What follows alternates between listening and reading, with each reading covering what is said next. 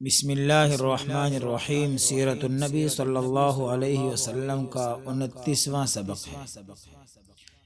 آپ پچھلے سبق میں سن چکے ہیں کہ فاروق اعظم رضی اللہ تعالیٰ عنہ مسلمان ہوئے۔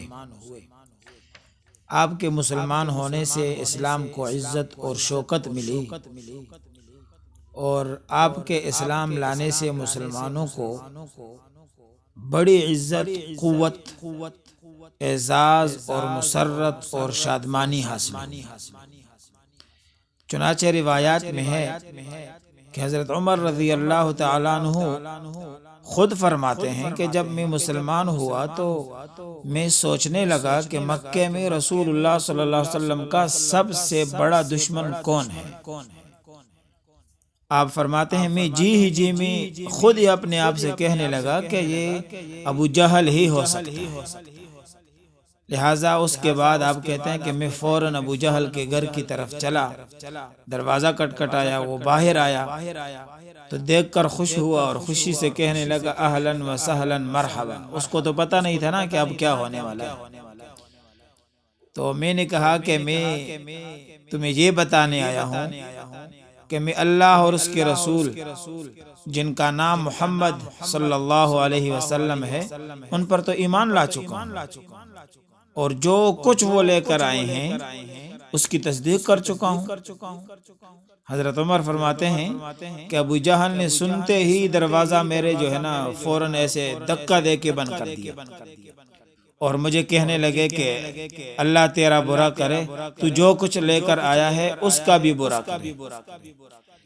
تو فاروق اعظم فرماتے ہیں کہ میں نے اس کی پرواہ نہیں کی اور میں واپس پلٹا۔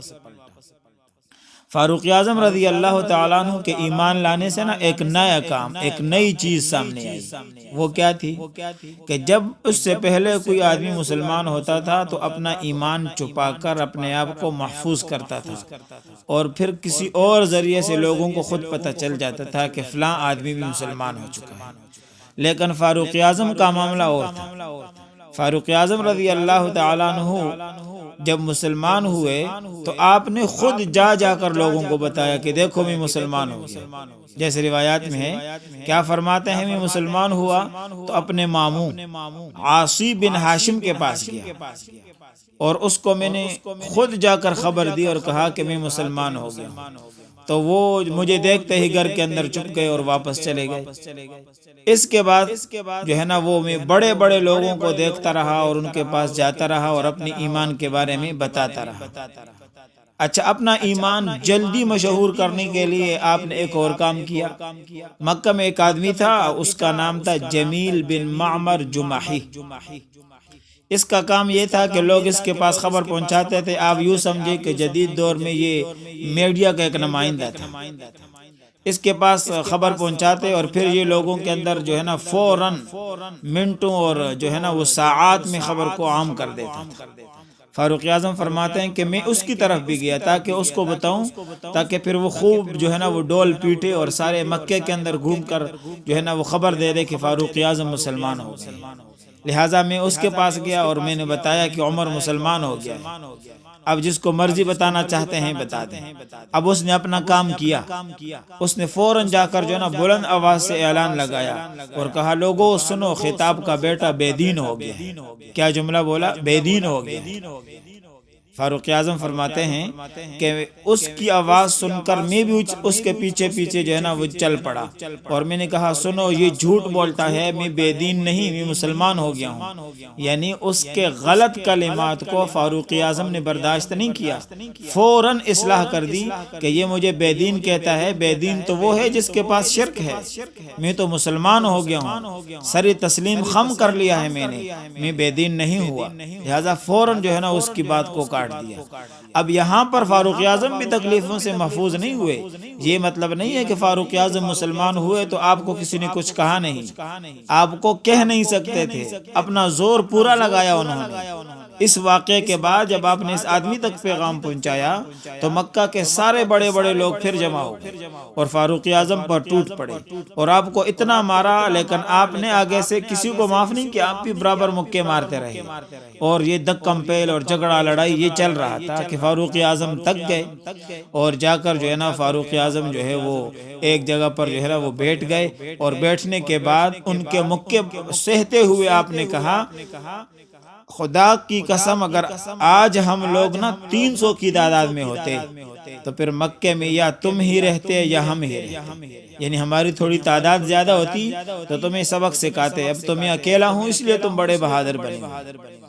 اس کے بعد فاروق اعظم رضی اللہ تعالیٰ عنہ کے گھر پر حلہ بول دیا گیا، آپ کے گھر کے اندر آپ کو مارنے کی کوشش کی گئی، اور اس کے علاوہ جو ہے نا وہ آپ جہاں ملتے تھے اگر یہ جمگٹا مل جاتا تھا فاروق اعظم کے راستے میں تو آپ کو زد و کوب کرنا شروع کر دیتے تھے، آپ کو تکلیفیں دیتے تھے، لیکن فاروق اعظم رضی اللہ تعالیٰ عنہ کا رعب اور دبدبہ اتنا تھا کہ بڑے نقصان سے اپنے جو ہے نا واسطہ نہیں پڑا، اور اس کی ایک وجہ یہ بھی تھی کہ آپ کے جو ہے نا وہ مدد کے لیے، آپ کا جو ہے ساتھ دینے کے لیے ابو عمر عاص بن وائل سہمی، یہ بڑا بہادر تھا اور مشہور آدمی تھا، یہ فاروق اعظم کے جو ہے نا وہ تعاون کے لیے نکل آیا۔ اس کے بعد لوگ آپ کے اوپر جو ہے نا وہ سختی اور تشدد بند کر دیا۔ فاروق اعظم رضی اللہ تعالیٰ عنہ آپ سن چکے ہیں کہ ان کا لقب ہے فاروق۔ فاروق کا معنی ہے فرق کرنے والا، حق اور باطل کے درمیان۔ ابن عباس رضی اللہ تعالیٰ عنہ سے روایت ہے کہ میں نے حضرت عمر سے خود پوچھا کہ آپ کو فاروق کا لقب کیوں دیا گیا؟ تو انہوں نے کہا کہ مجھ سے 3 دن پہلے حضرت حمزہ مسلمان ہوئے، پھر میں مسلمان ہوا، اور پھر ہم دونوں جو ہے نا وہ جا کر اللہ کے رسول کے پاس میں پہنچ گیا اور میں نے کہا کیا ہم حق پر نہیں ہیں؟ خواہ زندہ رہیں خواہ مر جائیں۔ آپ صلی اللہ علیہ وسلم نے فرمایا کیوں نہیں، اس ذات کی قسم جس کے ہاتھ میں میری جان ہے تم لوگ حق پر ہو، خواہ زندہ رہو اور خواہ موت سے دوچار ہو جاؤ۔ فاروق اعظم رضی اللہ تعالیٰ فرماتے ہیں کہ پھر میں نے چپک کر کہا، پھر چپنا کیسے، پھر تو سر عام ہم کہیں گے جب ہم حق پر ہیں، اور آپ کو اللہ تعالیٰ نے جو نا وہ حق کے ساتھ محفوظ فرمایا ہے تو پھر ہم ضرور باہر نکلیں گے۔ اس لیے فرماتے ہیں کہ ہم نے نا رسول اللہ صلی اللہ علیہ وسلم کو اپنے ساتھ لیا اور ایک طرف میں تھا اور ایک طرف جو نا حضرت حمزہ رضی اللہ تعالیٰ عنہ تھے، اور ہم ایسے صف بنا کر گئے اور کعبۃ اللہ میں داخل ہوئے حرم کے اندر، اور جب ہم داخل ہوئے تو وہاں پر جو ہے نا وہ قریش نے مجھے اور حمزہ کو دیکھا، اور مجھے اور حمزہ کو دیکھنے سے ایسی چوٹ ان کے دلوں پر لگی کہ اب تک نہیں لگی تھی۔ اسی دن رسول اللہ صلی اللہ علیہ وسلم نے فرمایا یہ فاروق ہے، اسی دن جو ہے نا مجھے یہ لقب اللہ کے رسول نے ارشاد فرمایا۔ اور اسی طرح عبداللہ بن مسعود رضی اللہ تعالیٰ عنہ سے روایت ہے کہ جو ہے وہ ہم کعبۃ اللہ کے پاس نماز پڑھنے پر قادر نہیں تھے، لیکن فاروق اعظم جب اسلام لائے تو ہم پھر کعبۃ اللہ میں نماز پڑھنا شروع کر دیا۔ اسی طرح روایات میں ہے کہ جب آپ ایمان لائے آپ نے اعلانیہ دعوت دی گئی، ہم پھر حلقے بنا کر بیت اللہ میں تعلیم حاصل کرتے اور جو ہے نا وہ طواف کیا کرتے تھے، اور ہم پر جو ہے نا جس نے بھی سختی کی تو ہم نے بھی اس کے برابر انتقام لینے کی پوری کوشش کی، بعض سے انتقام لیا بھی۔ اور اسی طرح روایات میں ہے کہ فاروق اعظم نے جب سے اسلام قبول کیا اس دن سے برابر مسلمان طاقتور ہوتے رہے اور مسلمانوں کو عزت اور قوت ملی۔ کیوں قوت نہ ملتی کہ رسول اللہ صلی اللہ علیہ وسلم نے جب حضرت عمر کے لیے دعا کی تھی تو آپ نے لفظ استعمال کیا تھا اللہم اعز الاسلام باحد العمرین، اسلام کو عزت دے دی۔ تو پھر اللہ نے فاروق اعظم کو ایمان دیا اور فاروق اعظم کو اسلام سے قوت دی اور اسلام کو فاروق اعظم سے قوت دی۔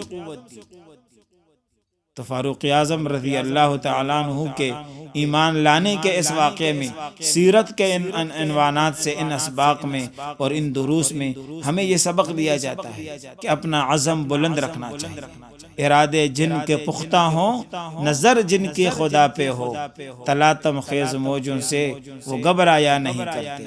آج کے لیے اتنا ہی کافی ہے۔ انشاءاللہ آئندہ کے سبق میں پھر سے ہم بتائیں گے کہ قریش نے آگے پھر کیا کیا۔